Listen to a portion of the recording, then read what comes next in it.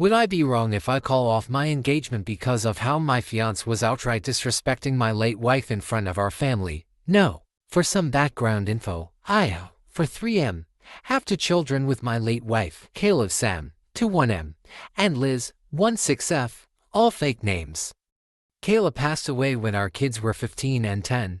I won't give specifics about how she passed, but she was struck by a drunk driver when she was on her way home from work.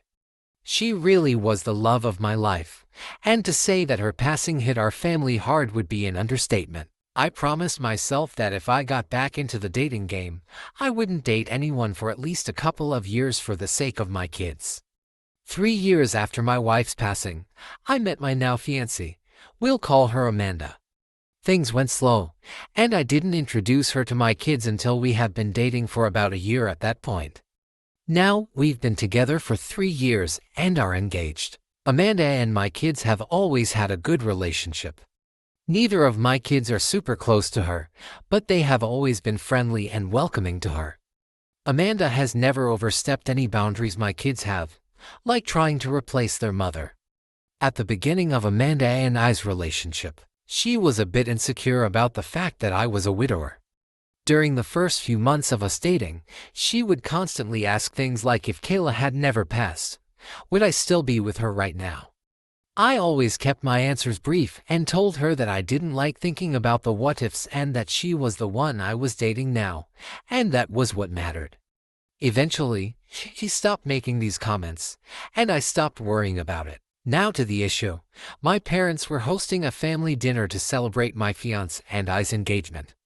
It was my mom and dad, my late wife's sister and her husband Sam, and Liz and me and Amanda. Dinner was going well. We were all making small talk with each other and talked about wedding plans. About halfway into dinner, my mom made a comment about how she was so happy I was able to find the spark I had with Kayla in someone else. I don't think anybody really paid much attention to the comment, but then Amanda laughed and said, "I'm happy she died. Otherwise I would have never gotten him to myself." The tone of the dinner immediately shifted and everyone got extremely tense, especially my kids. Amanda noticed the shift and started awkwardly laughing like she was trying to play her comment off as a joke. I was honestly just frozen as that was the first time she had made a comment like that. My kids looked disgusted, and Liz got up and walked out to the car. Sam waited a bit longer like he wanted me to say something, but I was still in shock about what Amanda had said. To make a long story about the dinner short, the dinner was kind of ruined, so I said my goodbyes to everyone, grabbed my fiancé, and we all drove home. My daughter hasn't spoken to me or Amanda since, and it's been 3 days. I got tired of it and pulled my son aside to ask him what I should do. He said something along the lines of, "I'm a grown man and don't care who another grown man marries. But I don't want a woman who speaks like that about our mother around my sister." Sam's comments stuck with me, and now I'm considering calling off the engagement entirely. She's never made comments like this before, but I'm worried if I let it slide this one time, it will become more frequent and it will affect my daughter. I need some advice from outside perspectives and just want to do right by my kids. What if I called off the engagement because of the comment she made? Update ***. I promised I would update everyone after I talked to my kids, so here is the update. I'm also gonna use this update as a way to clarify some of the questions people were asking in the comments. 1. Did my fiancé apologize to anyone at the dinner party? No, she didn't. I honestly don't think it even registered to her that what she said was wrong. 2. Does my fiancé have social anxiety? Not to my knowledge, no. In all the time I've known her, she's never shown any signs of social anxiety and doesn't have a history of it. 3. How old was my late wife? She was 37 when she passed, and we were the same age. Amanda is 41. A lot of people were asking for clarification on the time frame of her passing and when my fiancé and I met. At this point in time, Kayla has been gone for about 6 years, and I met Amanda roughly 3 years after Kayla's passing. I didn't mention either of their ages as I didn't believe it was important because we're so close in age. But I understand why a lot of you guys would want to know. Now that I've clarified the things I was most asked about in the comments, we can get into the update. While I'm writing this update, it's the day after I talked to my kids. So last night at around 5:30, my fiancé left for work. She works nights most days of the week. So I was able to call my son and ask if he could come over so I could talk to him and his sister. He goes to our local college and lives in an apartment near his school. When he started college, he wanted to move out, but also wanted to stay close to us, so he settled on an apartment a few blocks away from the college. He came over, and I called him and his sister into the living room to talk with both of them. When they were both seated, I told them point blank that I didn't think the wedding was happening anymore and that the comment she made was unacceptable. I then, by the advice of the comments, apologized to them. I told them I was sorry for not saying anything for so long and letting the tension thicken in our home. I told my daughter that I understood why she hasn't spoken to me and that I was sorry for allowing her to think that I was even remotely okay with what she said. I felt pretty spineless after we had gotten back from dinner that night, so I wanted to do everything in my power to make it right with my kids. During the conversation, my daughter told me that she felt disgusted at the comment Amanda made, and even more so when I didn't defend her mother. She then told me that the past 2 years that she's known Amanda, she felt like she's been gradually trying to push her and Sam away from me. One of the examples Liz gave was when my son moved out. He moved out when he was about to start his sophomore year of college, and when he mentioned the idea of moving out, Amanda was the one who took that and ran with it. According to Liz, Amanda was the one encouraging Sam the most to move out. To be clear, I was never against Sam moving out, but I was clear to him, too, that he was welcome to live at home for his college years and even after until he found where he wanted to be. **Update.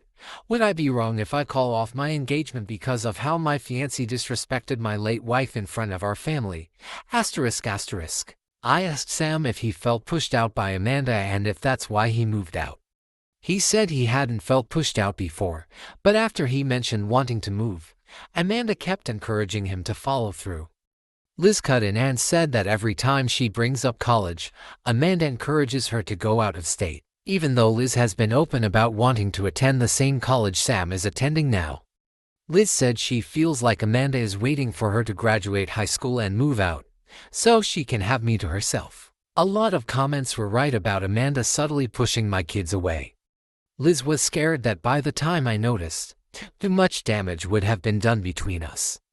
I apologized to my kids, telling them I'm sorry it took me this long to realize what was happening and for them walking on eggshells for so long. I hugged them and reassured them that they are my top priority, not Amanda or anyone else. I also made sure to tell Sam, even though he's grown, I'll always be there for him and his sister. The conversation lasted about 2 hours, and it got emotional. In short, Amanda and I are done. I made it clear to my kids that none of this is their fault, and that Amanda is the one who made the choice to say what she did. My kids and I are okay now, but things aren't completely back to normal yet. I'm okay with that. I just want them to be comfortable in their own home. Amanda has the day off tomorrow, and I plan to talk to her then. I also plan to call my mom to ask why she thought it was okay to bring up Kayla at the dinner. I don't want my daughter around when this goes down, so she's staying with Sam for the night. Here's the update you all have been waiting for. My kids and I have made up, and my daughter is staying with her brother to avoid getting caught in the fallout with Amanda. Before the hard part of the day, I called my mom to let her know what was happening. A lot of comments suggested I shouldn't bash my mom for her comment, and with a clearer mind, I realized she meant it as a compliment to Amanda.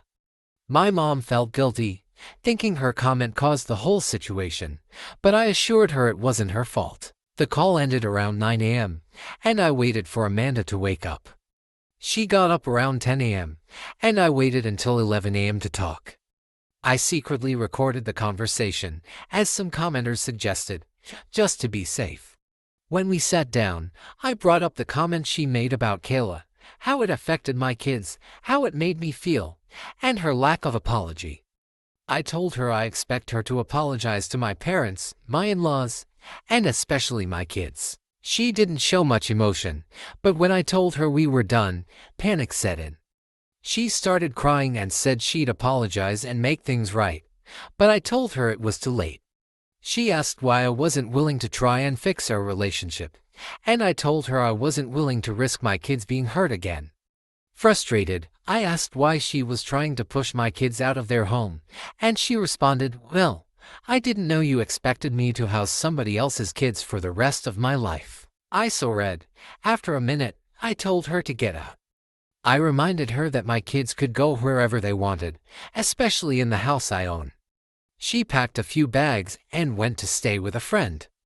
I recorded the conversation and sent a copy to myself in case anything happens later. I texted my kids, letting them know Amanda is gone and they're welcome to come home anytime. I also told Sam he can move back in if he wants to. My daughter will be back this afternoon, and I still need to call my parents and in-laws to apologize for the mess. Amanda keeps blowing up my phone, wanting to work things out, but I'll only let her come by to pick up her remaining stuff. I'm devastated, despite everything, because I still love her, but I know I'll be okay. My focus now is on bonding with my kids and doing what's best for my family.